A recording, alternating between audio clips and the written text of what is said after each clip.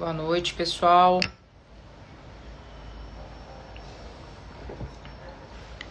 Sejam bem-vindos. Tudo bem com vocês? Voltamos com a nossa live de quarta-feira, às 8 da noite. Bom, vamos lá.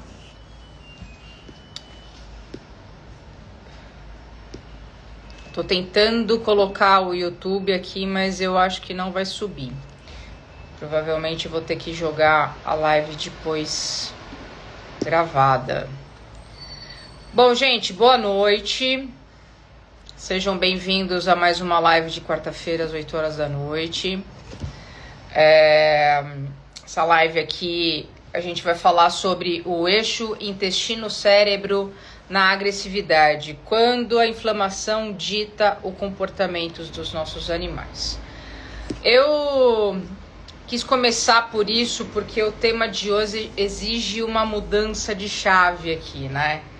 Quantos pacientes agressivos a gente atende na nossa rotina, não melhora de verdade, vai aquele cachorro, né?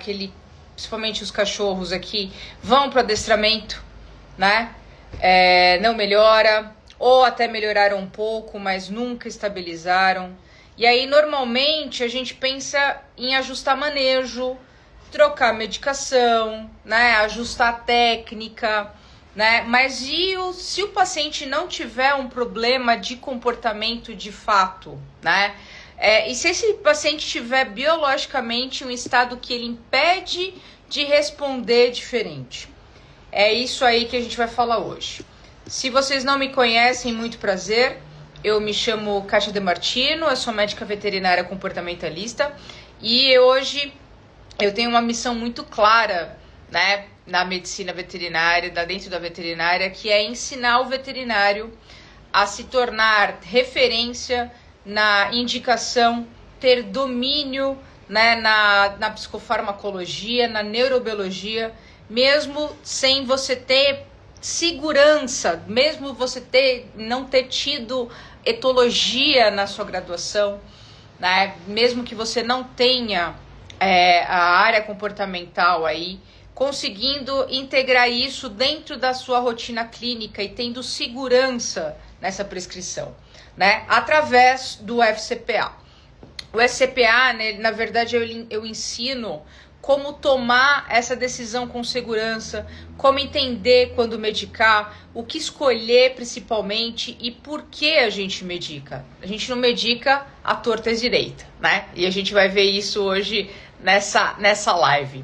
Porque, na verdade, eu vejo todos os dias aqui veterinários bons, né, que eles acabam travando quando o caso envolve comportamento, porque a gente não aprende sobre etologia na nossa graduação. A gente tem uma grande deficiência na graduação que a gente não entende sobre comportamento. E se eu não entendo sobre comportamento, como que eu vou conseguir trabalhar em cima disso? É através do FCPA que eu te dou essas ferramentas. O FCPA chama Ferramentas para Comunicação em Psicoanimal. E além disso, né, além do FCPA, eu gosto sempre de falar aqui que eu tenho 2 cursos que ajudam muito a construir essa base. Um deles é o Fundamentos Essenciais em Psicobiologia Aplicada ao Cão, onde você vai entender o comportamento a partir do cérebro, interpretar o impacto das medicações e reduzir erros diagnósticos. E o outro, que vai linkar muito com a live que tem hoje, é o Clínica Sistêmica de Fronteira. Ele conversa, né, com esse tema porque ele tira essa lógica de tratar sintoma e te coloca numa lógica de entender o paciente no todo, né? Como um sistema no todo. O intestino, o cérebro, hormônios e o comportamento funcionando de forma integrada. E quando você começa a raciocinar desse jeito, os casos começam a fazer sentido, né? De verdade, e além de sentido, a gente consegue ter uma melhora aí na questão clínica, orgânica daquele paciente, né? Vamos lá, então, falar sobre a live de hoje. Vamos falar um pouco sobre fisiologia do eixo intestino-cérebro. Bom, quando a gente fala sobre o eixo intestino-cérebro, a gente não está falando de algo alternativo. Na verdade, é fisiológico, né? Existe uma comunicação direta entre o intestino e o cérebro. Ela é completamente assim, é uma via apenas, né? E que acontece por uma via neuronal, hormonal e principalmente imunológica. E existe existe uma comunicação constante entre o intestino e o cérebro que acontece por essas vias. Eu sempre dou um exemplo aqui, né? Quando a gente está esperando uma entrevista de emprego, ou a gente tá, sei lá, tá querendo dar uma aula, enfim, alguma coisa assim. Quantas vezes a gente fala assim, nossa, eu preciso ir no banheiro? Porque tem uma comunicação direta, né? O cérebro, naquele estado de ansiedade, naquele estado de estresse, ele vai impactar no intestino. Da mesma forma que o intestino também impacta o cérebro, né? Ele tem essa via ascendente que muitas vezes a gente não percebe isso dentro da nossa rotina, né? E um dado que é importante também, que grande parte da serotonina, ela é produzida no intestino, 90% é produzida no intestino. Só que essa serotonina, só que não é essa serotonina, na verdade, que vai resolver o cérebro diretamente. O intestino, ele funciona como um grande modulador de sinal, que quando ele tá em desequilíbrio, ele manda sinal de alerta o tempo todo. Então, assim, se ele tá inflamado, e a inflamação vem por várias vias aí, ele passa informações para o cérebro mostrando que algo está errado. E aí o que acontece? Geralmente, automaticamente esse cérebro ele entra em estado de alerta. Quando o intestino ele está respondendo de uma forma ok, a comunicação ela é boa, certo? Mas quando está algo acontecendo com o intestino, e aí a gente pensa, né, em todas as patologias que a gente tem aqui, síndrome do intestino irritável, uma colite, sei lá, uma verminose, algo do tipo, o intestino ele manda para o cérebro que algo está errado, certo? E aí o que o cérebro faz? Ele fica em estado de alerta, né? Então, não necessariamente toda a serotonina que é produzida no intestino, ela vai diretamente para o cérebro. Isso é importante a gente falar, né? E na prática, o que acontece? Ela aparece como um paciente que vive em hipervigilância, que ele reage rápido, né? Aquela questão da impulsividade, que demora muito para se recuperar, certo? Que tem um limiar, né, de reatividade, de agressividade, de medo, de hipervigilância muito baixo. E isso começa a sair completamente daquela lógica que só o treinamento envolve o comportamento, né? Então a gente precisa integrar aqui todas essas questões. Quando esse intestino ele entra em disbiose, ou seja, quando a microbiota do intestino ela fica desequilibrada, a gente começa a ter alteração na barreira intestinal, na permeabilidade intestinal. E aí ela começa a permitir passagens de substâncias inflamatórias para dentro do organismo. E isso ativa uma resposta inflamatória no organismo todo, né? E essa inflamação, claro, não fica só no intestino. Ela impacta também o sistema nervoso central, né? E aí muda completamente a forma com que o cérebro responde a isso, né? Se responde exatamente dessa forma: hipervigilância, agressividade, reatividade, medo. Pensa que o sistema nervoso central, ele ativa o sistema nervoso simpático, que ele é um sistema nervoso autônomo, né? O sistema nervoso simpático faz o quê? Sistema de luta e fuga. Ou eu luto, e que muitas vezes os animais eles respondem a uma agressividade, ou eu fujo, né? Então o medo ele tem duas opções. Alguns animais vão reagir fugindo da situação, né? Mas eles vão estar em estado de alerta, não necessariamente eles vão fugir e vão ficar bem. Eles fica em hipervigilância, e isso pro organismo não é legal, não é benéfico.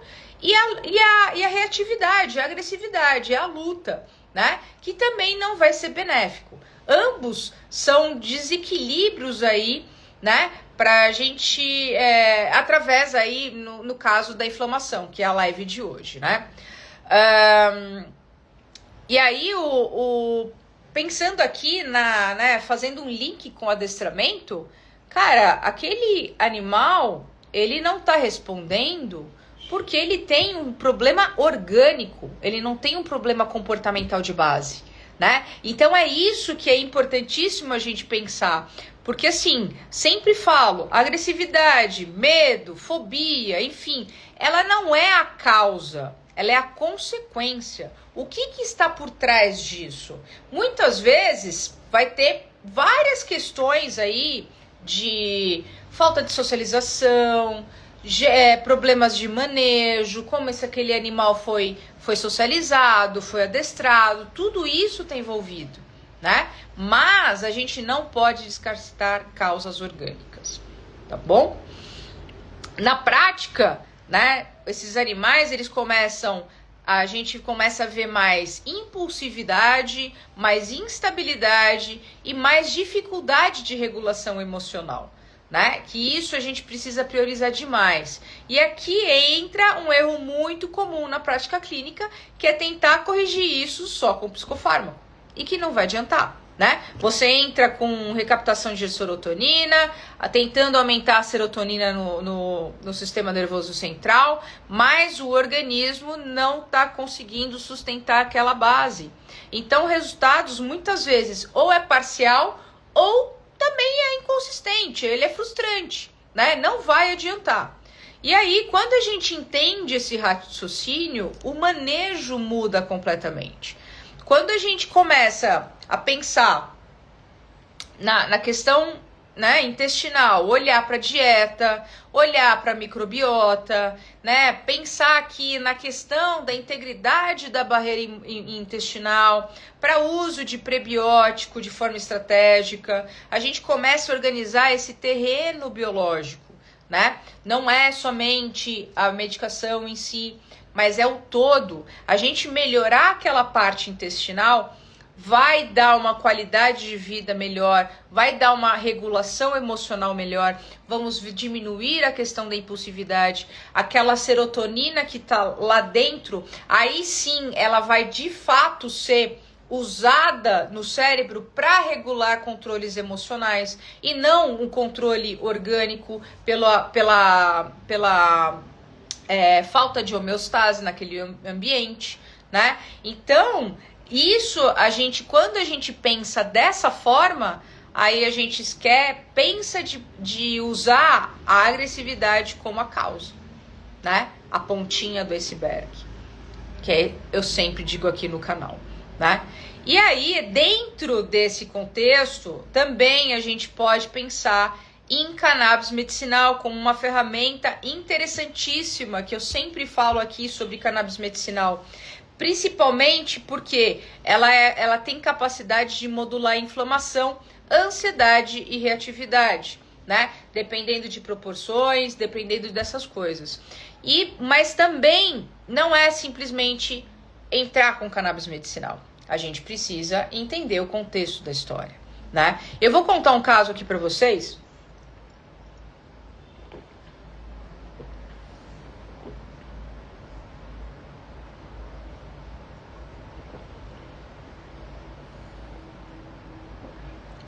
Verdade que só tem um medicamento no Brasil que tem o probiótico específico para fazer essa regulação intestino-cérebro? Olha, eu não sei se tem um. Não acredito que seja, tá? Mas eu uso muito, por exemplo, para a gente ter como pré-biótico aí o Sinforte, né? É claro que esses probióticos que a gente tem em pasta, essas coisas, ele é mais para casos agudos, né? Eles não têm várias cepas. Já eu gosto muito de trabalhar com o Simforte. O Simforte, ele tem várias cepas e que você usando isso junto com uma alimentação natural, né? Uma alimentação hipoalergênica, a gente pensar que na questão da troca da dieta, a gente usar a questão do ômega, todas essas coisas juntas aí, junto com o Simforte, eu tenho bons resultados, tá? Aí eu não sei qual seria esse probiótico específico que você tá falando, tá? Mas eu uso o Simforte, eu tenho bastante resultados. Então, gente, pensando aqui que... inclusive eu ia falar, né, desse caso de uma gatinha que eu fui atender. É uma gatinha que estava com um problema de agressividade muito grande, mas a agressividade ela ficou muito mais pontuada num certo momento. Já era uma gatinha que tinha uma questão de reatividade, de agressividade, por medo, né? E ela já estava sendo tratada com fluoxetina pelo colega. E aí, segundo a tutora, ela me relatou que a gatinha estava bem, né? Com a fluoxetina. Tiveram que fazer uns ajustes aí no meio do caminho. Só que aí, de algum momento depois que aconteceu, parece que a fluoxetina não melhorou mais. E aí a gente eu fui investigar todo esse histórico da gatinha. Essa gatinha, ela sempre teve um problema gastrointestinal, né? Sempre teve fezes amolecidas, sempre teve problemas de alimentação, troca de dieta, inclusive ela usa alimentação natural, essas coisas, passado por nutricionista e tal.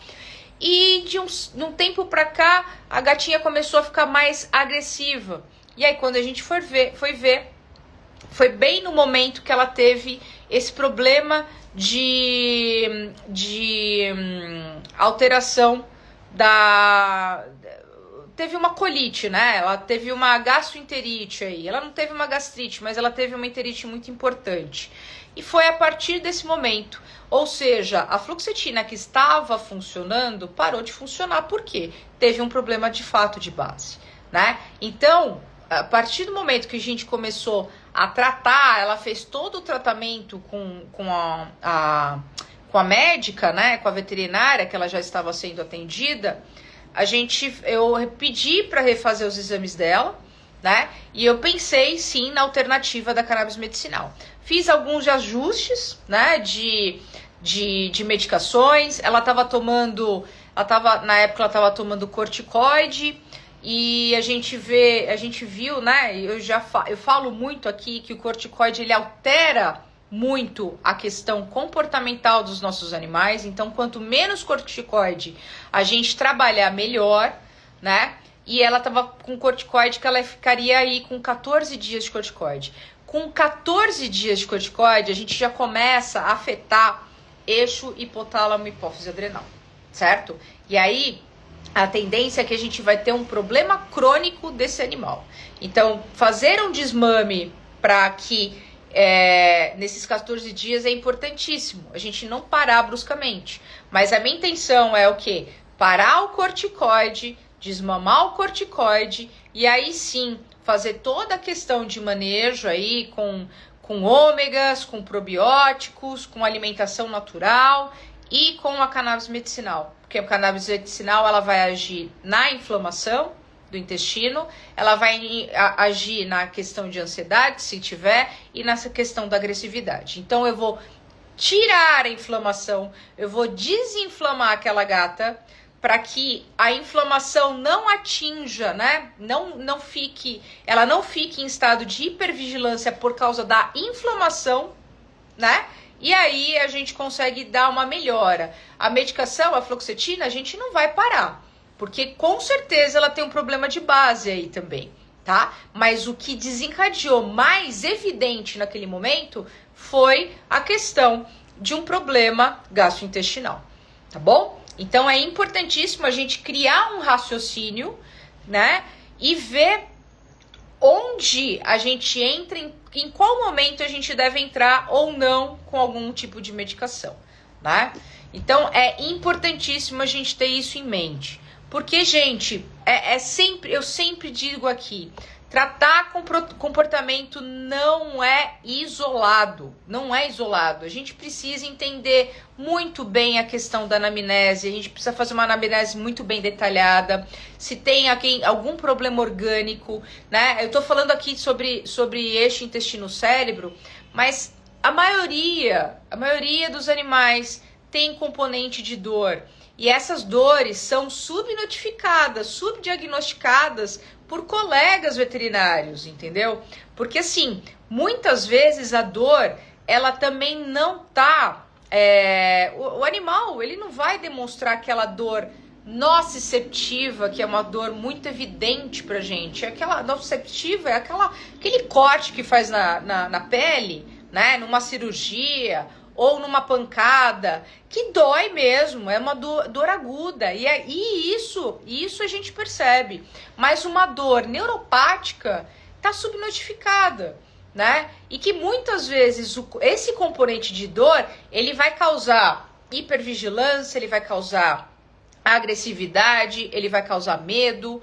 Por quê? Por uma instabilidade emocional que ele tem devido à dor também. Tá? Mas não é dor que a gente vai falar aqui.